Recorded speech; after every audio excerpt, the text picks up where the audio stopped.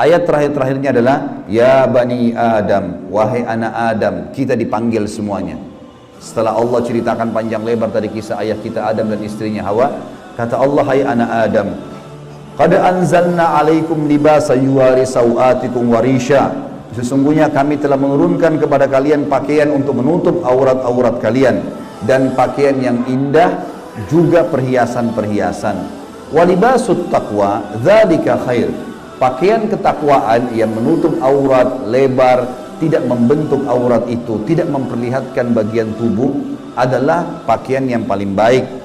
Dzalika min ayatillahi la'allakum tadhakkarun. La'allahum yatadhakkarun. Dzalika min ayatillahi la'allahum yatadhakkarun. Itulah ayat-ayat dari Allah, mudah-mudahan mereka mengingatnya, anak cucu Adam. Wa ya bani Adam, wahai anak-anak Adam, ya bani Adam, la yaftinannakumus syaitan. Ini peringatan Allah kepada kita semua. Jangan sampai syaitan menipu kalian lagi. Kama akhraja abawaikum minal jannah. Sebagaimana dia telah berhasil mengeluarkan kedua orang tua kalian, Adam dan istrinya Hawa, dari surga. Yanzi'u anhuma libasahuma liyuriyahuma sawatihima. Yang akhirnya membuat baju keduanya terlepas. Kata ulama tafsir, godaan syaitan yang pertama, bagaimana orang terbiasa terbuka auratnya sehingga menggoda orang lain, sebagaimana digodanya ayah kita dan ibu kita dulu. Innahu yarakum huwa wa qabilu min haitsu la tarawnahum. Sesungguhnya dia, iblis itu sama pengikut-pengikutnya melihat kalian yang kalian tidak bisa lihat mereka.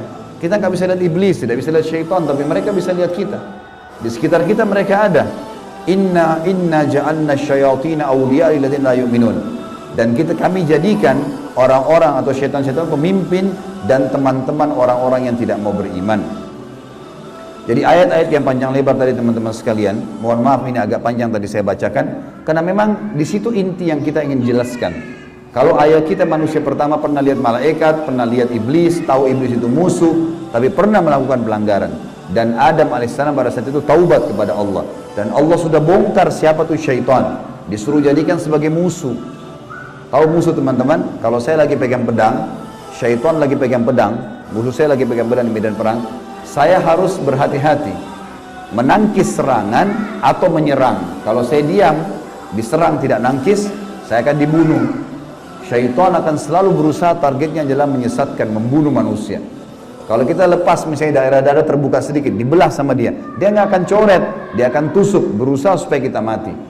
Orang dibuat-buat dosa, begitu buat dosa, dibuat putus asa supaya bunuh dirilah dia sampai mati. Bagaimana syaitan bisa membunuh anak Adam ini? Memang sudah itu targetnya iblis. Dan iblis ini teman-teman sama dengan Adam. Sekarang kita ini semua anak cucunya Adam. Iblis punya anak cucu sebanyak ini. Kerjanya disesatkan oleh iblis supaya menyesatkan anak Adam. Selalu mereka lakukan itu teman-teman sekalian. Maka Allah mengingatkan kepada kita dengan hati-hati sekali. Ingat, jangan jadikan syaitan itu sebagai teman-teman kalian. Dan perlu teman-teman tahu, jin ini lebih banyak jumlahnya dari manusia ya. Lebih banyak. Iblis tadi yang kita sedang bahas, salah satu dari golongan jin. Jadi ada jin-jin yang lain. Allah ceritakan dalam surah jin khusus. Surah nomor 72 bicara masalah itu. 18 ayat pertama, itu Allah menceritakan tentang masalah adanya jin-jin beriman. Jadi di alam jin ada jihad, ada dakwah. Tetapi kepada syaitan, dan syaitan ini golongan fasik dan golongan kafir dari jin. Ada jin mukmin, ada jin fasik, ada jin kafir, sama manusia. Ada manusia beriman, ini yang beriman manusia, dan jin yang beriman tidak akan interaksi. Kalau golongan fasik dari manusia dan golongan kafir, fasik maksudnya muslim tapi masih banyak dosanya. Di alam jin juga ada jin fasik, muslim tapi banyak dosanya, dan ada kafir. Di alam jin, fasik sama kafir ini namanya syaitan. Jadi semua syaitan pasti jin, tidak semua jin itu syaitan. Bisa ditangkap ini ya? Oke. Ini pemahamannya. Nah, syaitan ini dipimpin oleh iblis. Jadi iblis bukan raja jin, tapi raja syaitan. Teman-teman sekalian, semua syaitan kita disuruh jadikan musuh. Kalau datang, diusir. Kalau kita ganggu syaitan, atau syaitan ganggu kita, kalau kita diganggu oleh syaitan, maaf, bahasanya gini, kalau kita diganggu oleh syaitan, tadi saya keliru ucapinnya. Kalau kita diganggu oleh syaitan, kita harus usir. A'udzubillahi minasyaitonirrajim. Mulai ada malas ibadah, mau buat dosa, mau buat zina, a'udzubillahi minasyaiton. Syaitan lagi datang nih godain. Saya berlindung kepada Allah dari syaitan yang rajim. Rajim itu dirajam, teman-teman. Jadi kalau bahasa Indonesia terjemahan terkutuk itu sebenarnya kurang tepat itu. Tepatnya rajim itu adalah dirajam. Rajam itu malaikat ambil panah api dipanahin dia. Jadi kalau kita diganggu oleh syaitan, kita bilang a'udzubillahi minasyaitonirrajim. Itu Allah datangkan malaikat bunuh syaitan itu yang sedang goda kita. Dirajam dia, dilempar dengan panah-panah api. Seperti Allah bilang dalam surah Al-Mulk, wa ja'alnaha rujuman lisyayatin. Dan kami jadikan bintang-bintang itu sebagai panah-panah untuk mematikan syaitan-syaitan. Jadi nggak boleh berteman, nggak boleh menikah, nggak boleh interaksi, nggak boleh apa-apa. Mereka punya dimensi waktu yang berbeda. Tidak boleh lintas alam. Teman-teman, kita ini manusia. Manusia sudah Allah ciptakan makanan kita. Makanan kita inilah daging, ini ayam, ada sayur-sayuran, ada buah-buahan yang kelihatan depan mata. Yang manusia bisa cocok tanam, bisa ternak, itu makanan kita. Inilah kita, inilah baju kita, inilah penglihatan kita yang kita bisa lihat, inilah bangunan rumah kita dan masjid kita. Ini alam kita, teman-teman. Untuk membuat manusia lain suka dengan kita, simpatik, ada cara manusiawi, ya, punya pintar dalam berbicara, punya prestasi dunia, berpendidikan kah, kaya kah, suka membantu kah, ada caranya. Jangan pindah lintas alam nih. Orang-orang yang jadi dukun, jadi peramal, jadi penyamun, ini lintas alam. Dia pergi ke jin-jin itu minta tolong, dan ini tidak boleh. Pindah ke alam mereka tidak boleh, dilarang sama Allah. Kalau kita pindah ke alam mereka, kita akan ditipu nanti. Kalau jin beriman tidak akan kerjasama sama manusia, tapi syaitan ini kerjasama sama manusia. Ingat, kita pemimpin, garis bawahi kalimat ini. Jadi orang-orang yang jadi dukun itu kalau mereka pergi ke bersemedi di gua, di pinggir pantai, manggil-manggil wahai dewa, wahai penjaga ini, apalah di Indonesia, ini Roro Kidur lah atau apa semua dipanggil Gondoruo, Tuyul. Ini semua teman-teman bahasa yang diucapkan oleh manusia karena tidak paham kedudukan dia. Dia kalau lagi bersemedi di situ, syaitan yang lewat di sekitar tempat itu muter-muter lihat, ini manusia, ini pemimpin saya ini. Nggak bisa, dia mengalahkan manusia nggak bisa. Syaitan nggak bisa kalahin kita. Syaitan hanya bisa bisik saja, buat jangan gini, cuma begitu. Nggak lebih daripada itu. Bapak Ibu sekarang waktu mau kesini tadi ke masjid, mungkin ada syaitan bisikin, jauh, keburu nggak ya, dapat tempat atau apalah. Tapi Bapak Ibu tetap jalan. Syaitannya mau buat apa? Nggak bisa buat apa-apa, cuma bisa bisik. Jangan gini, gitu, segala macam. Cuma itu, manusia kalau bantah, nggak bisa buat apa-apa dia.